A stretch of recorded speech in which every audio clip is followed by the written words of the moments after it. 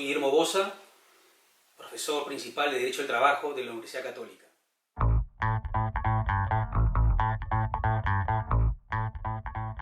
Creo que sí hay una relación laboral entre las personas que prestan servicios para estos aplicativos y las empresas o entidades que administran estos aplicativos que permiten facilitar el transporte de personas o de mercaderías, ¿no?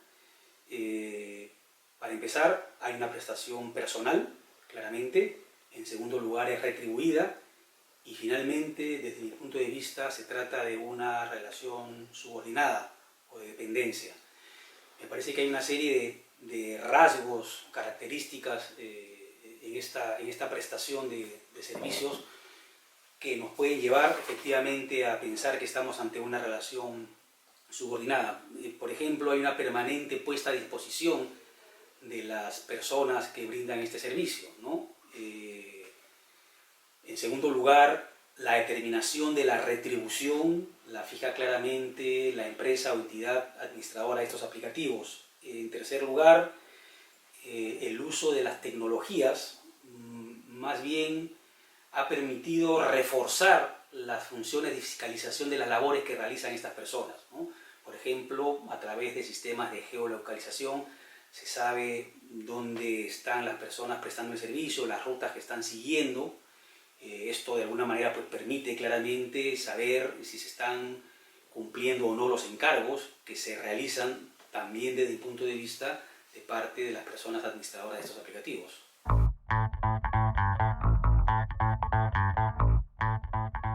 Las empresas dueñas o administradoras de estos aplicativos creo que no cumplen una mera función de intermediación o de conexión entre la oferta y la demanda, con fines claramente de reducir o eliminar las asimetrías informativas, ¿no? O los costos de transacción. Digamos, esa finalidad está presente sin duda alguna. Pero desde mi punto de vista, el hecho que las administradoras o empresas dueñas de estos aplicativos sean las que establezcan, por ejemplo, las rutas que tienen que seguirse, el hecho que determinen, como decía hace un momento, el costo del trabajo, es decir, de la retribución, el hecho que permanentemente sean los que puedan asignar o no las tareas que hay que realizar por encargo, o poder permanentemente saber dónde están posicionadas las personas que realizan este servicio, son claros indicios de la laboralidad de la relación, concretamente de la subordinación de este tipo de prestaciones, ¿no? Entonces, desde ese punto de vista, hay sin duda una suerte de intermediación entre la oferta y la demanda, quien requiere un servicio de taxi, quien requiere que llegue a su casa determinado bien, determinada comida, ¿no? Pero va más allá que la simple interconexión entre la oferta y la demanda. Claramente quien administra, digamos, el servicio, quien cobra por el servicio, quien finalmente le paga por el servicio a la persona que fácticamente realiza esta prestación, que es una persona natural, que es un chofer o es un mensajero concretamente, es la empresa administradora o dueña del aplicativo.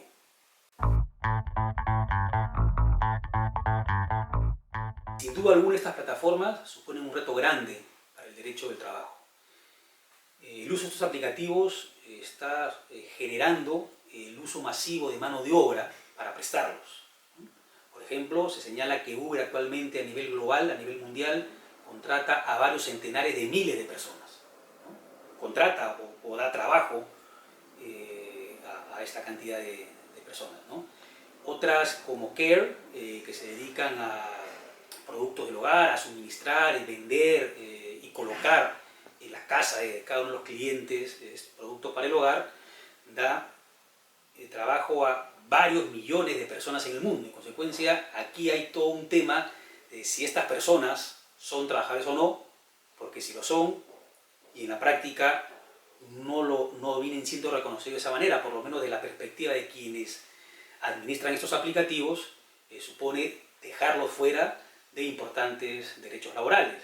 No solo de una remuneración mínima en el caso les corresponda, sino de descanso semanal, descanso anual, están fuera del ámbito de la seguridad y salud en el trabajo, del ámbito de la seguridad social. Entonces, el tema no es menor, ¿no? Creo que es importante tomar conciencia de eso y darle al tema una solución adecuada y una regulación que corresponda a las características de este tipo de servicios que, como ya he venido mencionando a lo largo de esta entrevista, supone una relación de trabajo subordinada o dependiente.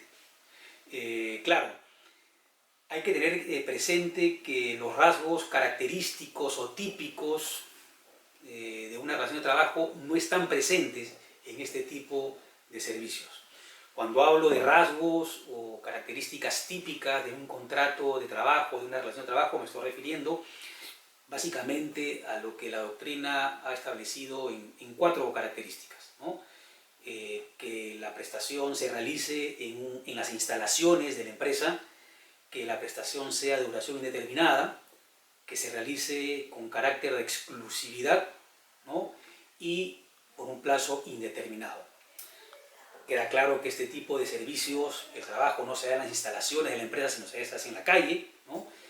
Normalmente no son relaciones de carácter exclusivo, ¿no? Por lo menos en las formas.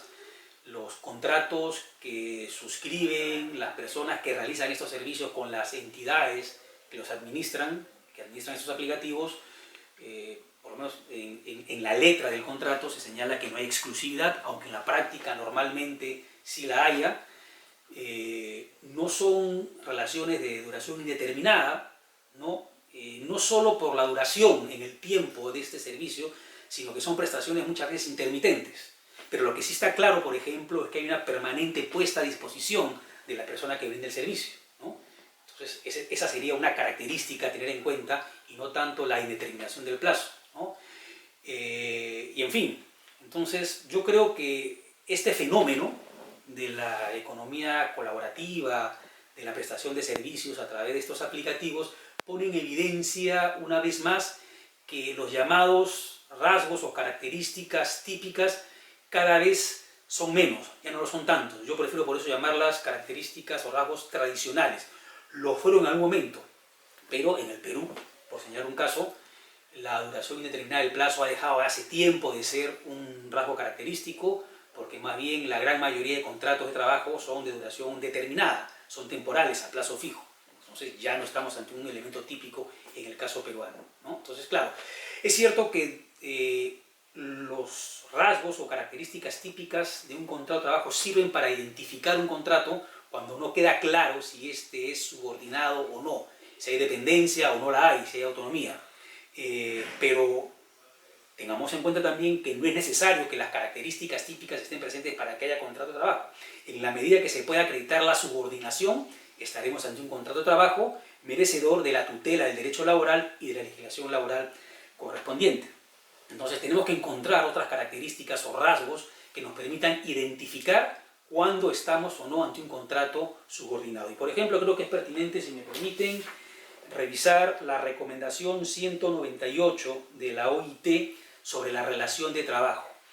Y hay 2 cuestiones importantes que resaltar de esta recomendación, ¿no? No es un convenio de la OIT, eso queda claro, pero no deja de ser un instrumento importante desde la perspectiva de la Organización Internacional del Trabajo para ayudarnos a establecer cuándo estamos o no ante una relación claramente de trabajo. El artículo 11 lo que plantea en primer lugar es que se admita una amplia variedad de medios para determinar la existencia de una relación de trabajo. Es decir, no quedarnos únicamente en estos 4 típicos o tradicionales a los que ya hemos hecho referencia. Pero más importante es el artículo 13, que establece una relación de indicios, no es un número clausus, no es una lista cerrada, sino simplemente a modo de ejemplo, que las legislaciones deberían tener en cuenta. En primer lugar, que el trabajo se realiza según las instrucciones y bajo control de otra persona. En segundo lugar, estoy mencionando los que creo que son pertinentes para ayudarnos a identificar en estos casos cuándo estamos o no ante una relación de trabajo. Que el trabajo sea ejecutado personalmente por el trabajador dentro de un horario determinado, ¿no? O en el lugar indicado o aceptado por quien solicita el trabajo. Y en tercer lugar, hay muchos más, que haya una disponibilidad del trabajador, ¿no? Permanente para prestar el servicio. Yo creo que estas 3 cosas se dan en una situación como esta. En primer lugar, paradójicamente las TICs, ¿no? La tecnología hoy en día permite mayores grados de supervisión, de control del trabajo realizado. Y algo que es característico en el uso de estas plataformas tipo Uber, tipo Globo, tipo Rappi, ¿no? Es que hay sistemas de geolocalización de las personas y de los recorridos que realizan, ¿no? Ahí hay un indicio claro. En segundo lugar, normalmente el trabajo es prestado en forma personal, personalísima, ¿cierto? Insustituible. Hay un segundo indicio que además es un elemento esencial del contrato de trabajo. Y por último, que haya una disponibilidad permanente, ¿no? O una puesta a disposición permanente de la persona que brinde el servicio, en este caso para quien administra o gerencia el aplicativo. También creo que se da sobre todo esta característica porque aquí hay una disposición permanente de estas personas. Permanente a que le asignen una ruta, ¿no? Y finalmente, ¿quién asigna o no la ruta? ¿Quién decide si esta persona realiza o no el encargo? Lleva al cliente con su automóvil, ¿no es cierto?, de un lugar a otro, o lleva la mercancía, ¿no es cierto?, solicitada de un lugar a otro, quien administra o con gerencia el aplicativo. Entonces aquí, al menos, hay 3 de estos indicios que menciona el artículo 13 de la recomendación 198 que pueden utilizarse para identificar cuándo estamos o no ante un contrato de trabajo. Sí, creo que es perjudicial para las personas que realizan este tipo de servicios que no se les reconozcan derechos laborales, que no estén sujetos a la seguridad social, que no tengan reglas claras sobre seguridad y salud en el trabajo. Claro, esto parte de determinar si son trabajadores o no. Me podrían decir, si finalmente llegamos a la conclusión de que no son trabajadores, bueno, en definitiva no tendría por qué aplicársele eso correcto, sería correcta esa conclusión la legislación laboral y las consecuencias de que se le aplique la legislación laboral, concretamente en el ámbito de la seguridad y salud en el trabajo y en el ámbito de la seguridad social. No obstante, creo que no hay que perder de vista 2 cosas. Bueno, en primer lugar, independientemente de que pueda concluirse de que estamos ante un contrato de trabajo o no, el tipo de actividad está sujeto a una serie de riesgos que son importantes tener en cuenta, ¿cierto? Riesgos para la salud de la persona, sea o no trabajador, califique o no como trabajador, riesgos con la seguridad personal de estas personas, que de alguna manera el punto es, bueno, ¿quién asume, ¿cierto?, un robo de la mercadería? ¿Quién asume, por ejemplo, alguna contingencia respecto de la herramienta de trabajo, que en este caso sería el automóvil en algún caso, o la bicicleta o la motocicleta en otro, dependiendo del tipo de aplicativo ante el que estemos, el tipo de servicio que se esté prestando, ¿no? El hecho que estas personas pueden trabajar permanentemente durante mucho tiempo, aún con intermitencias, para una empresa o entidad de estas, ¿no? Y que no tenga derecho a un descanso semanal, ¿no?, a un descanso anual, a un ingreso mínimo. Entonces son derechos típicamente laborales, pero que son básicos y que cualquier persona debería tener de alguna manera asegurado, sobre todo teniendo en cuenta las características del tipo de servicio que estamos hablando. Entonces, eso como idea general. Tengo entendido, por ejemplo, que la SUNAFIL viene prestando atención a este tema, a este tipo de prestaciones de servicios, de trabajo, y no está tanto en la lógica de entrar a determinar si hay o no relación de trabajo, pero por lo menos sí que hay algún tipo de seguridad para las personas que realizan este servicio, ¿no? Y fundamentalmente están pensando en temas vinculados a la seguridad y salud del trabajo. Por ejemplo, qué sucede con los riesgos del trabajo típicos, frente a un accidente, frente a una enfermedad de estas personas, o con el peso máximo que pueden transportar. Son cosas que están analizando y elaborando una directiva sobre el particular. Desde mi punto de vista, reitero, aquí hay relación de trabajo, pero creo que hay una relación de trabajo que puede calificar efectivamente como atípica porque no se cumplen al menos las características estas tradicionales, ¿no?, de un contrato de trabajo. En consecuencia, eso podría permitir tener una regulación, hacer de esto una suerte de régimen especial, ¿no?, en el cual a partir de las consideraciones especiales del trabajo que se realiza, tener una regulación, digamos, muy acotada, pero muy propia dentro del marco del derecho del trabajo. Algún ingreso mínimo, ¿no? Ciertos descansos retribuidos, seguros de salud, ¿no? Tanto en el ámbito de la seguridad y salud en el trabajo, como también respecto de incluirlos en la seguridad social para que puedan tener más adelante una pensión de jubilación cuando corresponda, o también tener las prestaciones típicas de la seguridad social de salud. En definitiva, creo que estamos ante un tema sin duda complejo, un tema que no solo, digamos, está presente en la realidad peruana, sino en el mundo entero, respecto del cual empiezan a haber opiniones en la doctrina, también en la jurisprudencia. No es un tema acabado, hay en la jurisprudencia comparada posiciones contradictorias, algunos juzgados de trabajo y salas laborales que consideran que hay relación de trabajo, otras por el contrario que consideran que no lo hay, que estamos ante trabajadores autónomos, pero me parece que empieza a darse un consenso respecto a que es un tema que tiene que regularse expresamente porque no está regulado, y que el consenso iría más o menos por entender que estamos ante trabajadores como mínimo autónomos pero económicamente dependientes y que merecen algún tipo de regulación y reconocimiento de ciertos derechos, aunque sean mínimos, de naturaleza laboral, o que efectivamente estamos ante una relación laboral, ante una relación de trabajo dependiente, atípica, que merece en consecuencia también una regulación especial en los términos que anteriormente he expuesto. Muchas gracias.